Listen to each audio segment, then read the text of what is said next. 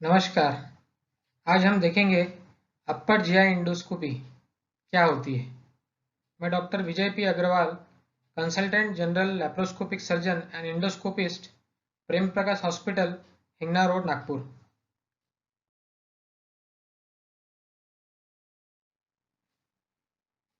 Endoscopy जांच का विस्तृत वर्णन करते हुए ऊपरी आंत की इंडोस्कोपी नामक जांच में अन्न नलिका, जिसे इसोफेगस कहा जाता है, जठर, जिसे स्टमक कहा जाता है, एवं ग्रहणी, छोटी आंत का शुरुआती हिस्सा, जिसे ड्यूडेनम कहा जाता है, को देखा जाता है। इंडोस्कोप यह एक लंबी लचीली नलिका होती है जिसमें दूरबीन लगी होती है। यह नलिका मुंह के रास्ते से डालकर डॉक्टर यह जांच करते हैं। अगर जरूरत पड़ी तो आंतों के छोटे टुकड़े, जिसे बायोप्सी कहा जाता है, जांच के लिए निकाले जा सकते हैं। इंडोस्कोपी द्वारा कई बीमारियों का इलाज भी किया जा सकता है, जैसे कि सिकुड़ी गई आंत को फैलाना या उसमें धातु की नली, जिसे सेल्फ एक्सपैंडिंग मेटल स्टेंट कहा जाता है, उसे डालने में, पेट में बने मस्से को निकालने, निगली हुई चीजें जैसे सिक्के इत्यादि निकालना, खून बहाने वाली नसों का इलाज एवं अल्सर में इंजेक्शन या उसे जलाकर खून का बहाव बंद करना, पेट की नसों को प्रेशर बढ़ने के कारण अन्न नलिका एवं पेट में बनने वाली नसों को रबर के बैंड लगवाना, ये सब इंडोस्कोपी से हम कर सकते हैं। इस जांच में आपको बाएं करवट पर लेटना पड़ेगा। आपके दांतों के बीच एक प्लास्टिक का गुटका फंसाया जाएगा ताकि आपके दांतों से इंडोस्कोप को हानि ना हो। आपके गले को बधिर करने के लिए दवाई का स्प्रे लगाया जाएगा। जरूरत पड़ने पर आपको नींद का इंजेक्शन भी दिया जा सकता है। उसके बाद डॉक्टर आपके मुंह से इंडोस्कोप डालेंगे। वह गले में आते ही आपको निगलने जैसी प्रक्रिया करनी होती है। इस जांच में आपको श्वास लेने में दिक्कत नहीं आएगी और ना ही दर्द होगा। आमतौर पर इस जांच में लगभग लगभग 5 मिनट का समय लगता है। अब हम देखेंगे इंडोस्कोपी किसको करना चाहिए। ऐसे पेशेंट जिन्हें बार बार पेट में दर्द हो रहा है। कई बार देखा गया है कि छोटी मोटी दवाई लेने से पेट का दर्द चले जाता है, मगर यदि दवाई बार बार लेना पड़ रहा है और पेट का दर्द कम नहीं हो रहा है तो हमें इंडोस्कोपी करवाना चाहिए। बार बार पेट में जलन होना, आमतौर पर यह भी देखा गया है कि पेट में जलन बहुत कॉमन है। एसिडिटी के कारण पेट में जलन होती है, मगर यदि बार बार पेट में जलन हो रही है तो उन्हें इंडोस्कोपी कराना चाहिए। हमें यह देखना चाहिए कि कहीं पेट की नली में, आंत में अल्सर मतलब कि छाले न हो गए हो। बार बार छाती में दर्द और जलन होना, कई बार छाती का दर्द और जलन होना हम सोचते हैं कि एसिडिटी का दर्द है। कई बार यह दर्द हार्ट से भी हो सकता है। हार्ट का दर्द भी छाती से चालू होता है। ऐसे समय पर हमने हमारे डॉक्टर से ईसीजी निकलवाना चाहिए, हमारा बीपी चेक करवाना चाहिए।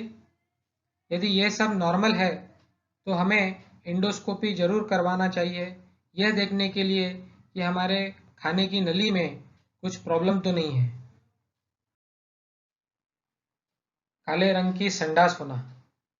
काले रंग की संडास ऐसे पेशेंट में होती है जिनके खाने की नली में ब्लड निकलता रहता है, या फिर कई बार ऐसा भी देखा गया है कि कुछ खाने के पदार्थ में ऐसे रंग रहते हैं जिस कारण से संडास काली होती है। बट ऐसे पेशेंट जिनको संडास हमेशा काली होती रहती है, जिनका हीमोग्लोबिन भी कम होते जा रहा है, खून की कमी होते जा रही है, उन्हें इंडोस्कोपी करके ये देखना चाहिए कि खाने की आंत में कहीं ब्लीडिंग तो नहीं हो रही है, जिस कारण से जो ब्लड ऊपरी आंत से निकलकर जब आखिरी आंत के आखिरी छोर पर पहुंचता है तब वो संडास को काला कर देता है। पानी और भोजन निगलने में तकलीफ होना। पानी और भोजन निगलने में तकलीफ ऐसे पेशेंट को होती है जिन्हें खाने की नली में रुकावट होती है। यह रुकावट कई बीमारियों में हो सकती है, जैसे कि कैंसर में या अन्य कोई गठान में या फिर अन्न नली के इन्फेक्शन में इत्यादि।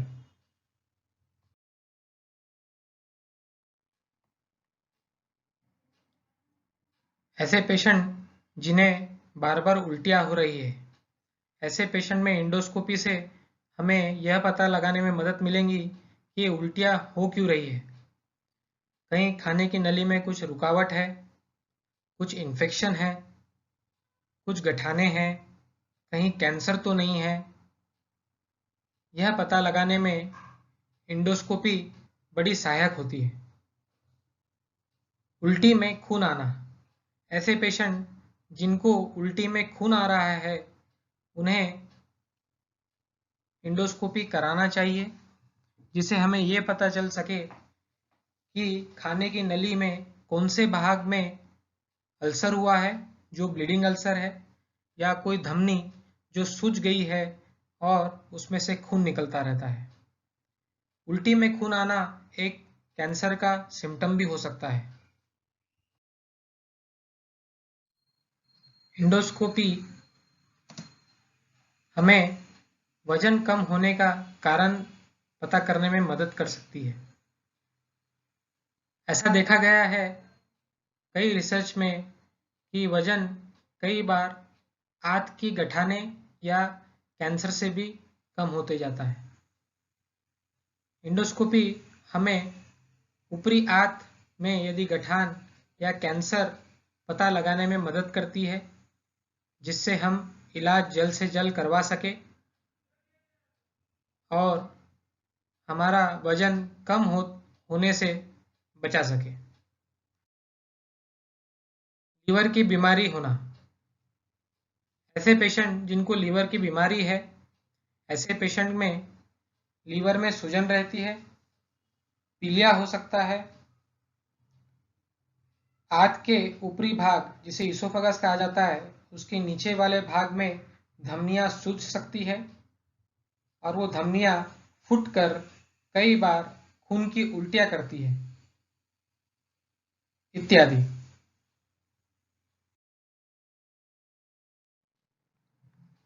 अब हम देखेंगे एंडोस्कोपी से हमें क्या पता लगाने में मदद मिलती है।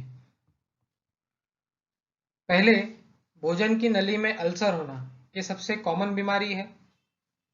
हमारा खाने पीने में यदि तीखी मसालेदार चीज़ें खूब हो या हमारे पेट में एसिड की प्रक्रिया बनने की प्रक्रिया बहुत ज़्यादा हो तो ऐसे पेशेंट को भोजन की नली में अल्सर होता है। आप ये इमेज में देखेंगे, ये इमेज पेट की थैली मतलब स्टमक का है। अब जो छेद दिख रहा है वो छोटी आंत और पेट की थैली के बीच का वॉल है जिसे पाइलोरस कहा जाता है। आप देखेंगे उसके बाजू में राइट साइड में एक अल्सर हो रखा है, जो कई बार हम 2-3 दिन की एसिडिटी की दवाई लेके सिर्फ हमारे सिम्टम्स जो तकलीफ हो रही है वो रोक लेते हैं, मगर वो अल्सर वैसा की वैसा रहता है और वो बढ़ते चले जाता है। कई बार ऐसे अल्सर कैंसर में भी कन्वर्ट हो सकते हैं। दूसरा इंडिकेशन है भोजन की नली में कैंसर और गठान होना। आप ये इमेज में देखेंगे, ये एंडोस्कोपी की लाइव इमेजेस थी। पेट की थैली की निचले वाली भाग जिसमें आप अल्सर देख रहे हैं, उस अल्सर में चेंजेस आ चुके हैं, वो बड़ा हो चुका है, उसकी दिखावट जो है वो कैंसर जैसी हो चुकी है। सीधे तरफ के हाथ में आप देखेंगे गठान है। ये गठान किसी भी चीज़ की हो सकती है, बेनाइन सादी गांठ भी हो सकती है, ये कैंसर की गांठ भी हो सकती है। इंडोस्कोपी से हमें ये पता लगाने में मदद मिलती है कि ये गांठ किस चीज़ की है, क्योंकि जैसे मैंने पहले भी कहा है ये इंडोस्कोपी से हम बायोप्सी लेने की सुविधा होती है, जिससे गठान या अल्सर का टुकड़ा निकाला जाता है और उसे जांच को भेजा जाता है। तीसरा इंडिकेशन है रिफ्लक्स की बीमारी होना। रिफ्लक्स की बीमारी क्या होती है? रिफ्लक्स की बीमारी में जो हमारा ऊपरी आंत का हमारे खाने की नली का जो ऊपरी भाग है इसोफेगस और पेट की थैली, इसके बीच में ओपनिंग रहती है। वो ओपनिंग को लोअर इसोफेजियल स्फिंक्टर LES कहा जाता है। ये यदि वॉल ढीला होता है तो कई बार हमने जो खाया हुआ खाना है या फिर जो एसिड सीक्रेट होता है पेट में, वो बार बार वो वॉल ढीला होने के कारण ऊपरी भाग में इसोफेगस के लोअर रीजन में बार बार जाता है और वहाँ के एरिया को डैमेज करता है, नुकसान पहुँचाता है। आप देखेंगे लेफ्ट वाली इमेज में, उल्टे तरफ की इमेज में वॉल ढीला है, पूरा बंद नहीं होता है। इस कारण से एसिड बार बार इसोफेगस में आकर वहाँ बड़ा अल्सर कर चुका है।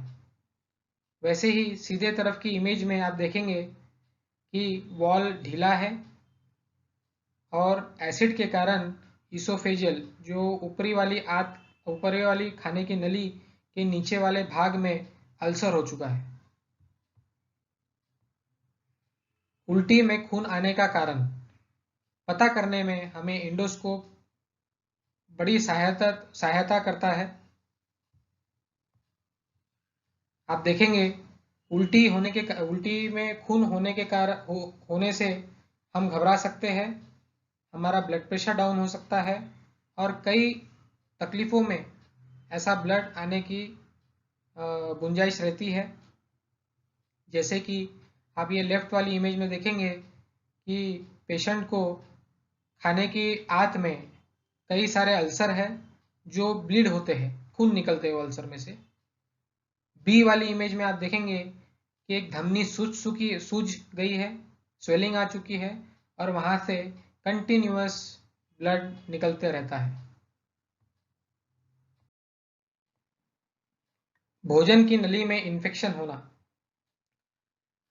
भोजन की नली में कई प्रकार के इन्फेक्शन हो सकते हैं, जिस कारण से हमें ऐसा लगता है कि हमें एसिडिटी हो रही है और हम एसिडिटी की दवाई लेते रहते हैं, जिस कारण से जो नॉर्मल एसिड सिक्रीशन है पेट का, वो पूरा ज़ीरो हो जाता है।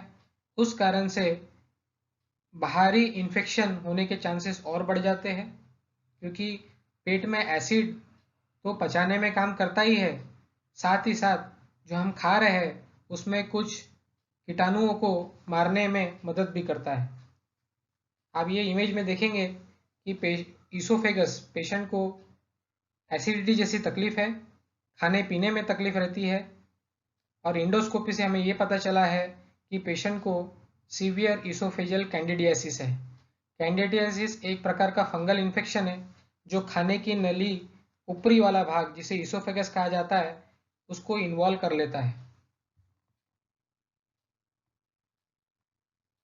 भोजन की नली में फॉरेन बॉडी होना इत्यादि। कई बार, बड़ों को तो नहीं बोलूँगा, मगर छोटे बच्चे कई बार कुछ टेढ़ी मेढ़ी चीज़ खा लेते हैं। जैसे मैंने पहले ही बताया है, इसमें सबसे कॉमन सिक्का होता है। सिक्का खा लेते हैं या फिर पिन खा लेते हैं, सेफ्टी पिन खा लेते हैं, कुछ प्लास्टिक के टुकड़े खा लेते हैं। जो चीज़ें शार्प होती है वो चीज़ें खाने की आंत में परफोरेशन मतलब छेद कर सकती है या फिर खाने की नली में फंस सकती है। ऐसे फॉरेन बॉडी को निकालने में इंडोस्कोपी की सहायता से हमें मदद मिलती है और फॉरेन बॉडी निकाला जाता है। आप देखेंगे लेफ्ट वाले इमेज में खाने की नली में रिंग है, वो रिंग निकालने में इंडोस्कोपी बड़ी सहायक रहती है, या अन्य फॉरेन बॉडी निकालने में भी इंडोस्कोपी सहायक होती है। मैंने कोशिश की है कि मैंने आपको अपर जिया इंडोस्कोपी के बारे में शॉर्ट में बताया है। मैं सोचता हूँ कि यह जानकारी आपके लिए लाभदायक रहेंगी। धन्यवाद।